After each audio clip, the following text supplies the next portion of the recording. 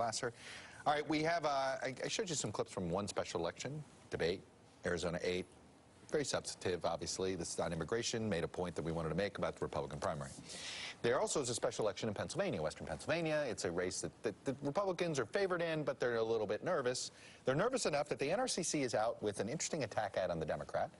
To set this up, you do need to know that the Democrat nominee's name is Connor Lamb. Here it is.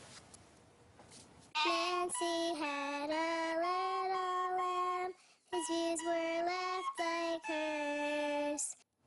If I play the whole ad, it'll be even worse. Your TV will crack. Wow.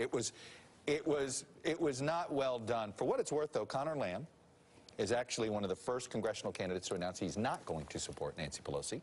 I think I have a full screen of that. He said he wants to see new leadership. Steve McMahon, will the Nancy Pelosi attack ad work in a district like this special election in Pennsylvania 18?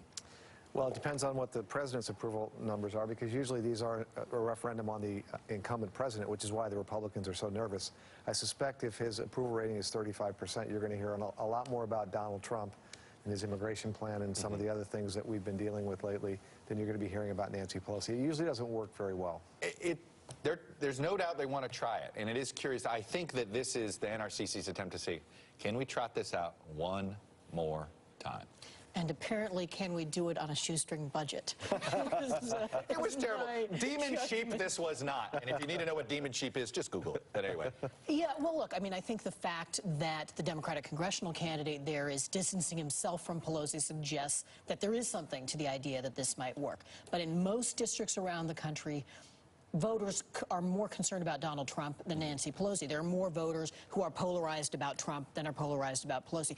This might work in some of your redder districts, but in the districts that really make the difference for the House Republican majority, which are districts that went for Mitt Romney in 2012 and then went for Hillary Clinton in 2016, I don't see that tactic working. Yeah, Susan, look, and it's funny you say that. Look, they did use Pelosi in Georgia 6, leaning.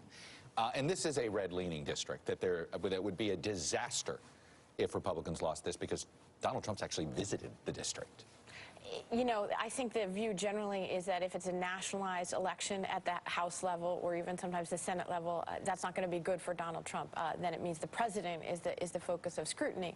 And it's hard to see that, you know, Republicans used to try this with Ted Kennedy. It didn't work.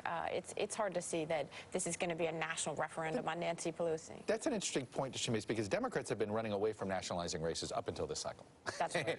For that very reason. Now, if you make the Pelosi attack decision as a Republican, then you are inviting the retort of Trump. You're sort of walking into a punch, as we would say in the business, and you don't want to do that. I mean, you do not want to make this a race about Donald Trump when he's got a 35% approval rating. You want to make it about local concerns. You want to actually have the candidate distance himself, not just from Donald Trump, but from national Republicans, and run a race that's very localized. That's how both sides can win this thing. Mitt Romney apparently is finally going to unveil his papers and start doing the things you have to do to run a Senate campaign. I don't know if you can win by acclamation in Utah, but I'm guessing it's possible. You know, I joke about that, but Ramesh, I have a feeling somebody who is pretty, pro-Trump, maybe just for publicity's sake, decides to primary Romney just to get the attention. I think there are a lot of Trump supporters around the country who would be really happy to see somebody at least punch him in the nose, whether or not Romney ends up winning. And I don't think that whoever challenges him would have a great chance of knocking him off, but would at least make him fight for a little bit.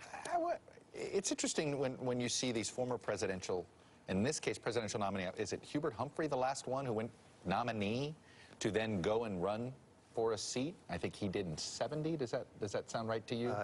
Steve, I know I'm going to the guy with great hair. But, we've had former presidential, Lamar Alexander, Elizabeth Dole, but this is something we haven't seen before. Well, I think, look, a lot of people are wondering how much of an opponent of Trump is Mitt Romney going to be? Is he going to slot into the John McCain kind of like principled voice of the Republican opposition?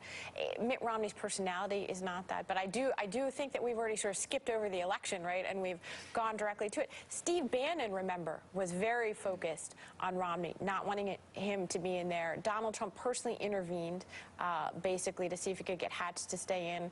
Well, but to me, that told them they know that if They're not Romney looking runs. forward to it. No, that he's going to win by acclamation. I'm pining for Mitt Romney now. I mean, I can't believe I'm saying this. I want Mitt Romney.